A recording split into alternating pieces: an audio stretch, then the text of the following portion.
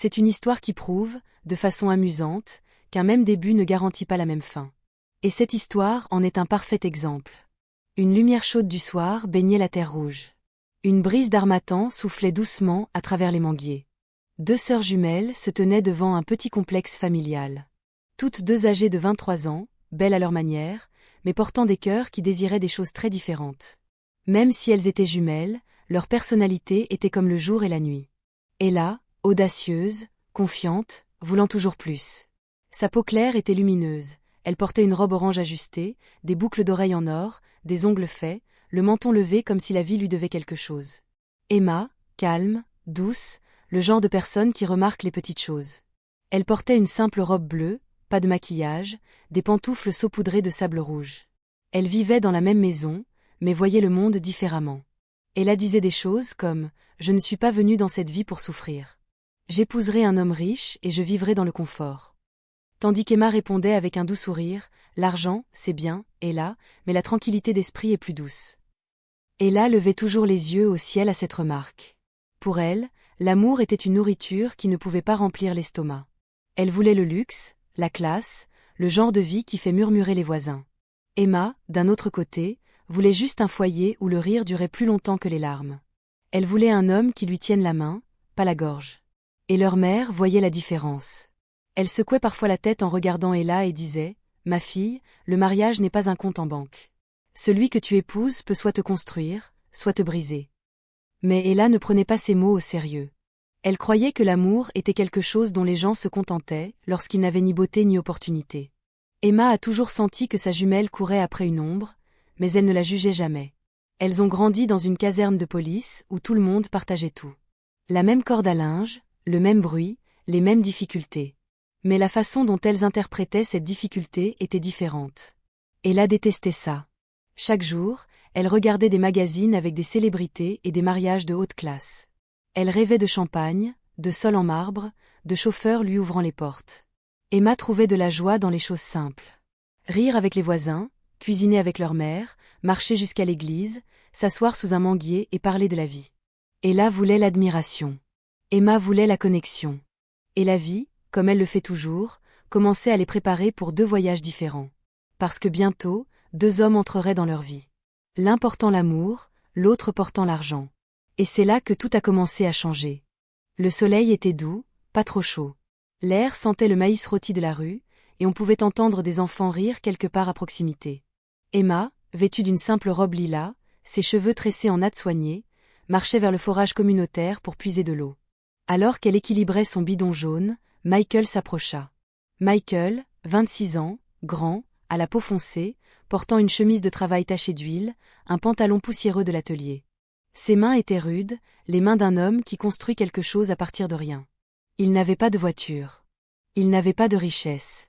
Mais il avait de l'ambition dans les yeux, ce feu tranquille qui ne devient visible que si l'on regarde attentivement. Il salua gentiment. « Bonjour, Emma. » Elle sourit. Naturel, gracieux, sans effort. « Bonjour, Michael. » Michael avait observé Emma pendant des mois, non par obsession, mais par admiration. Il remarquait la façon dont elle traitait les gens, comment elle parlait doucement aux enfants, comment elle aidait toujours les voisins sans qu'on le lui demande. Pour lui, elle était une beauté qui n'avait pas besoin de décoration. Il proposa « Laisse-moi t'aider à porter l'eau. » Elle hésita, non pas parce qu'elle ne voulait pas d'aide, mais parce qu'elle respectait l'effort. Mais Michael insista avec humilité, pas avec fierté. Il la porta. Non seulement l'eau, mais une promesse silencieuse. « Je n'ai peut-être pas grand-chose aujourd'hui, mais je vais quelque part. » Emma l'a vu, et c'est ainsi que l'amour a commencé. Tranquillement, doucement, sans bruit ni annonce. Ella portait une combinaison blanche ajustée, des bracelets de cheville en or et un parfum qui sentait cher même s'il ne l'était pas. Elle marchait le menton levé, non par arrogance, mais par soif de plus. Elle allait aider son amie à servir des boissons lors d'une collecte de fonds d'un politicien, à Indépendance Layou. C'est là qu'elle l'a vu. Chef Obi, 52 ans, riche, influent, veuf avec 2 enfants adultes. Il portait une impeccable tenue de sénateur blanche, son poignet lourd d'une montre en or. Il se déplaçait avec le calme d'un homme qui n'avait jamais entendu de « non » dans sa vie. Au moment où il vit Ella, il ne sourit pas.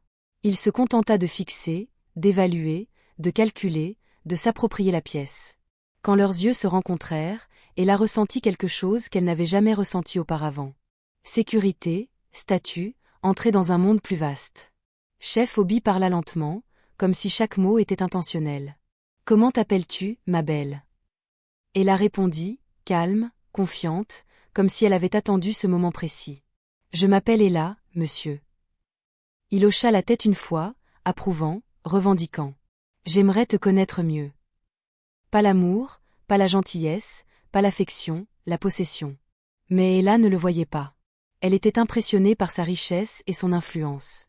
Elle le voyait comme quelqu'un qui pouvait lui offrir le style de vie confortable dont elle avait toujours rêvé. Elle ne pensait pas beaucoup à la différence d'âge ou à son passé. La sécurité financière l'attirait plus que toute autre chose. Emma continuait à se rapprocher de Michael. Ils parlaient après les heures de travail, s'asseyant parfois devant leur complexe familial. Leur connexion grandissait naturellement et sans pression. Ella, de son côté, commençait à passer du temps avec Chef Obi. Il lui envoyait de l'argent, venait la chercher dans sa voiture et l'emmenait dans des endroits où elle n'avait jamais été. Elle se sentait comme si elle avait enfin mis le pied dans la vie qu'elle avait toujours voulu. Au début, tout semblait normal. Emma parlait toujours à Michael, et Ella continuait de sortir avec Chef Obi. Mais lentement, la différence dans leur choix a commencé à se manifester dans la maison. Leurs parents l'ont remarqué. La mère d'Emma l'a appelée un soir et lui a demandé « Ma fille, ce Michael, lui fais-tu confiance ?» Emma hocha la tête. Il n'a peut-être pas encore d'argent, mais il est sérieux dans sa volonté de construire quelque chose avec moi. Son père approuva. L'argent peut venir, mais un bon caractère est difficile à trouver. La famille la soutenait. Mais quand il s'agissait d'Ella, ce n'était pas la même chose. Leur mère l'a assise elle aussi. Ella, réfléchis bien. Chef Obi est plus âgé que ton père. Il a des enfants adultes. Le mariage n'est pas qu'une question d'argent. Ella ne voulait pas entendre ça. Elle répondit sèchement, « Maman, je ne veux pas souffrir. Regarde comment nous avons grandi. Je suis fatiguée. Je veux une vie meilleure. » Sa mère soupira, mais elle ne la força pas. Tout le monde doit suivre son propre chemin. C'est alors que les commentaires ont commencé. Ella a commencé à se moquer d'Emma, non par méchanceté, mais par fierté et confiance mal placée. Chaque fois qu'Emma revenait en souriant après avoir vu Michael, Ella disait des choses comme « Profitant maintenant. Bientôt tu sauras que l'amour ne cuit pas la soupe. » Parfois, elle riait même devant les voisins. « Ma sœur veut épouser un mécanicien. Voyons jusqu'où l'amour pur l'amènera. » Emma ne répondait pas, non pas parce que ça ne faisait pas mal, mais parce qu'elle choisissait la paix. Elle croyait que le temps répondrait pour elle. Les jumelles, qui se racontaient tout, ont lentement cessé de parler. Emma ne voulait pas se sentir rabaissée. Ella ne voulait pas être conseillée. Elles vivaient toujours sous le même toit, mangeaient les mêmes repas, mais leurs cœurs n'étaient plus ensemble. Elles ne se battaient pas. Elles se sont juste éloignées. Un jour, Emma dit quelque chose de petit. « Ella, ça me manque quand on était plus proches. » Ella haussa les épaules. On grandit. Chacune doit faire face à sa propre vie. Et c'est là qu'Emma comprit que leur relation avait changé. Non pas parce qu'elles avaient cessé de s'aimer, mais parce qu'elles avaient choisi des valeurs différentes, et les valeurs façonnent la distance. Le temps passa vite. Avant que quiconque ne s'en rende compte, Ella se préparait pour son mariage avec Chef Obi. Et Emma se préparait pour le sien avec Michael. 2 mariages, la même famille, mais des mondes complètement différents. Le mariage d'Ella était du genre à faire parler les gens pendant des semaines. Une grande salle en ville, des décorations partout, un orchestre live, des traiteurs allant et venant. Des gens de tous horizons sont venus, des politiciens, des hommes d'affaires, des femmes de la société. Ella marchait même comme quelqu'un qui avait gagné. Quand elle arriva au lieu de réception, les gens murmuraient « Ah, alors cette fille a enfin réussi. Regardez son mari. L'argent, c'est bien, quand même. Sa vie a changé. » Et vraiment, on aurait dit que c'était le cas. Elle portait une dentelle coûteuse. Ces demoiselles d'honneur semblaient sorties d'un magazine. Il y avait de la nourriture partout, des boissons à profusion, des caméras qui clignotaient. Le sourire d'Ella était large. Elle croyait avoir choisi le meilleur chemin. Mais dans tout ce bruit, il manquait quelque chose. Il n'y avait pas de rire venant de son cœur, seulement une performance. Maintenant, le mariage d'Emma était à un niveau complètement différent. Une petite église, des chaises en plastique dans la cour, la famille cuisinant du jollof dans de grandes marmites derrière la maison, des enfants courant avec leurs pantoufles faisant du bruit. Pas de grandes décorations, pas de ASO et coûteux, juste un mariage construit sur la sincérité. Michael n'avait pas grand-chose, mais il se tenait droit ce jour-là. Quand Emma entra, il la regarda comme si elle était la seule femme vivante. Pas besoin de caméra pour capturer cela.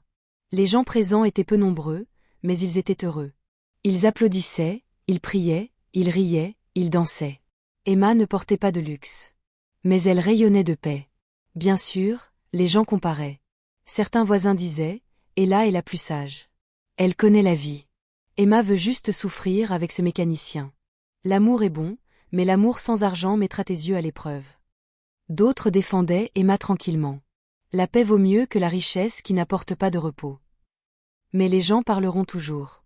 Le monde n'est jamais d'accord sur ce qui est vraiment précieux. Emma et Michael ont loué un petit appartement d'une pièce avec un toit qui fuyait et une fenêtre qui fermait à peine. Mais chaque matin, Michael se levait le premier, balayait la cour, chauffait de l'eau pour qu'Emma se lave, et laissait de petites notes comme « Merci de m'avoir choisi ». Emma souriait à chaque fois. Un soir, Emma était assise par terre en train de trier des haricots, tandis que Michael revenait de l'atelier couvert de graisse. Michael soupira, « Aujourd'hui, c'était dur. Un client m'a accusé d'avoir gâché ce qui était déjà gâché. » Emma rit doucement. « Tu lui as expliqué ? » « J'ai essayé, mais les gens pensent qu'un homme pauvre n'a pas de bon sens, » dit Michael. « Un jour, ils te supplieront de réparer leur voiture, » promit Emma. Il la regarda, fatigué mais reconnaissant. « Tu crois toujours en moi ?» dit Michael. « Parce que je sais que tu vas quelque part, » dit Emma en souriant. Il s'agenouilla à côté d'elle et posa sa tête sur ses genoux. Ils n'avaient pas grand-chose, mais leur maison était paisible. Ils partageaient des blagues. Ils partageaient des prières. Ils partageaient des rêves. Pendant ce temps, dans le manoir d'Ella, le silence était le son le plus fort. La maison était grande, brillante, froide, sol en marbre, meubles importés, domestiques partout, mais pas de joie. Chef Obi aimait ses repas chauds, ses vêtements repassés d'une certaine manière, et sa femme silencieuse. Un soir, Ella essaya de se blottir contre lui au lit. « Chef Obi, comment s'est passée ta journée ? Est-ce qu'on peut ?» Il leva légèrement la main, non pas pour frapper, mais pour avertir. « Ella, dois-tu parler ? Je veux juste dormir. » Elle se figea.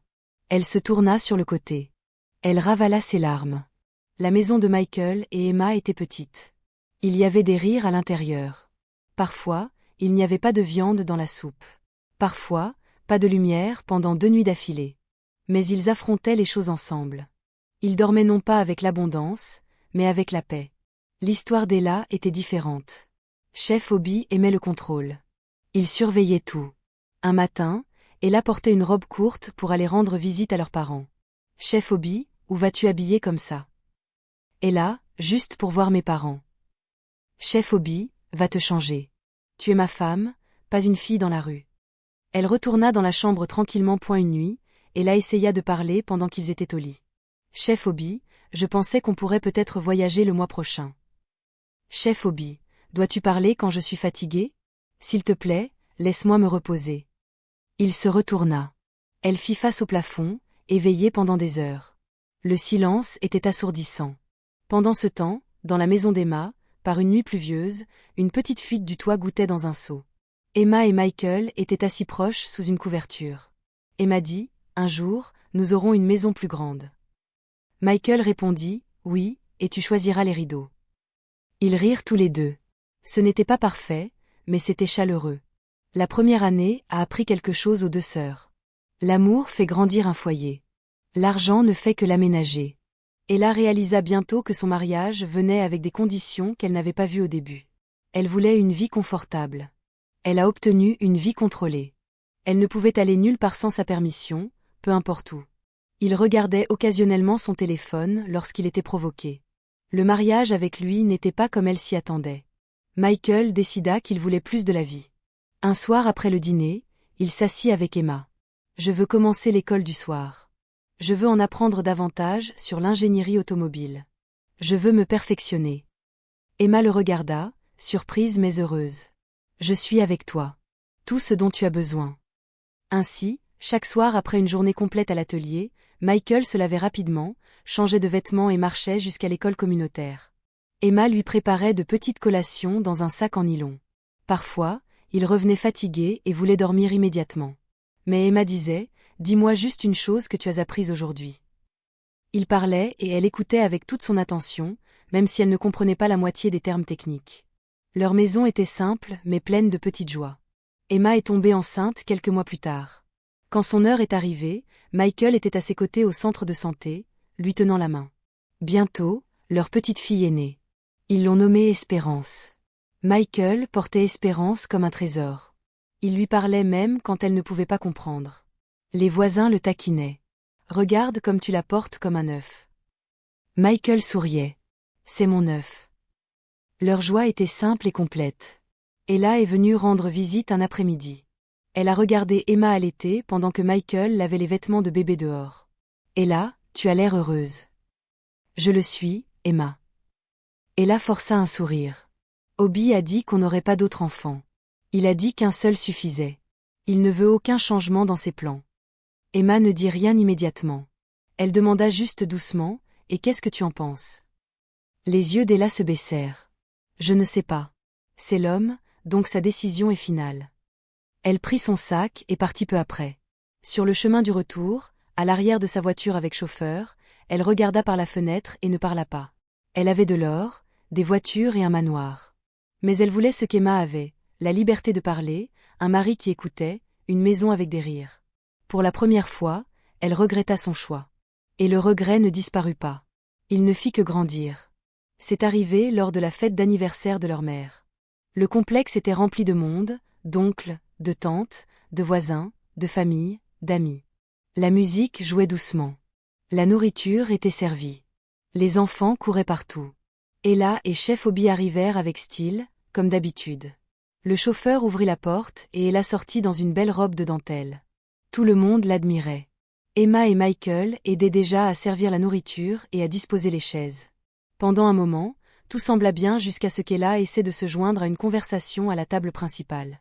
Une des tantes parlait de démarrer une petite entreprise de restauration, et Ella sourit et dit « J'ai pensé que je voulais aussi commencer quelque chose. Peut-être un service de traiteur. » Avant qu'elle ne puisse finir, Chef Obi l'interrompit assez fort pour que tout le monde entende. Il rit d'un air moqueur et dit « Commencer quoi? Avec l'argent de qui? Tu as l'air stupide. Tu ne peux même pas bien gérer ta propre maison. Ne nous faisons pas honte ici. » La table devint silencieuse. Le sourire d'Ella se figea. Les tantes baissèrent les yeux. Son père toussa maladroitement. Le visage de sa mère s'affaissa d'embarras. Les gens à proximité firent semblant de ne pas entendre, mais ils avaient entendu. Ella déglutit difficilement. Ses yeux brillèrent, mais elle cligna rapidement pour empêcher les larmes de couler. Elle se leva tranquillement et se dirigea vers l'arrière-cour. Emma le vit. Elle s'excusa immédiatement et suivit sa sœur. Elle trouva Ella debout derrière la cuisine, serrant sa dentelle, luttant contre les larmes. Emma ne parla pas au début. Elle s'approcha simplement et se tint à côté d'elle.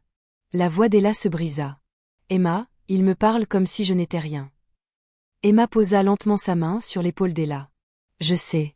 J'ai vu. » Les larmes d'Ella commencèrent à couler. « Emma, je pensais que j'avais bien choisi. Je pensais que j'étais plus sage que toi. Je t'ai jugée. Et regarde-moi. » Emma la tourna doucement et la serra dans ses bras. « Ella, nous apprenons tous différemment. Personne n'est meilleur. Personne n'est stupide. La vie nous enseigne juste à des moments différents, » dit Emma. Ella pleura plus fort, agrippant le pagne d'Emma comme quelqu'un qui s'accroche au dernier morceau de sécurité. « Je veux retrouver ma vie. Je ne ris plus. Je ne parle plus. Je ne respire plus. » Emma posa son menton sur l'épaule de sa sœur. « Tu n'es pas seule. Je suis là. Je ne t'ai jamais quittée. » Le réconfort d'Emma. Pour la première fois depuis des années, les jumelles ne se comparaient pas, ne rivalisaient pas, elles étaient juste des sœurs qui s'appuyaient l'une sur l'autre. Cette conversation dans l'arrière-cour a recousu quelque chose qui avait été déchiré depuis le jour où elles avaient choisi des chemins différents. Le monde n'a pas vu la guérison, mais la guérison avait commencé. Ella ne l'a pas décidé à l'avance. C'est arrivé un matin tranquille. Elle s'est réveillée, s'est assise au bord de son grand lit et a fixé le mur. Chef Obi était parti tôt sans dire au revoir. La maison était silencieuse, le genre de silence qui ne semble pas paisible, juste lourd-point elle se leva, fit un petit sac. Quelques vêtements, son ensemble de soins de la peau, puis elle descendit. Le chauffeur demanda, surpris, « Madame, où allez-vous » Ella n'éleva pas la voix. « Chez mes parents. » Le chauffeur hocha la tête et conduisit. Le temps passa. Michael termina son école du soir. Il suivit plus tard un cours sur le diagnostic automobile. Avec l'aide de son travail sous contrat stable, il ouvrit son propre atelier. Finalement, une petite usine s'associa avec lui.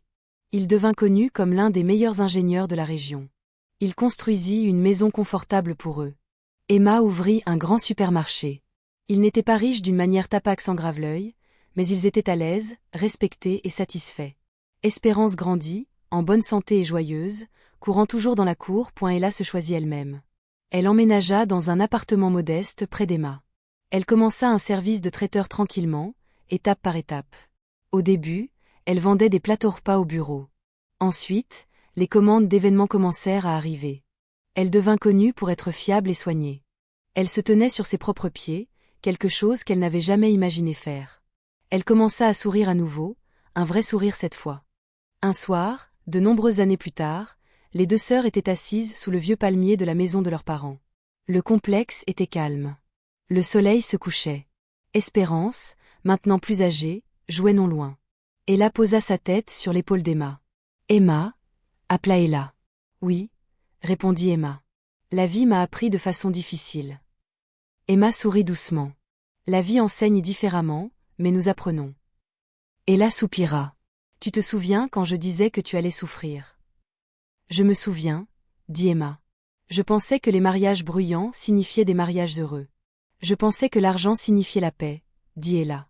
Emma ne se pressa pas de répondre.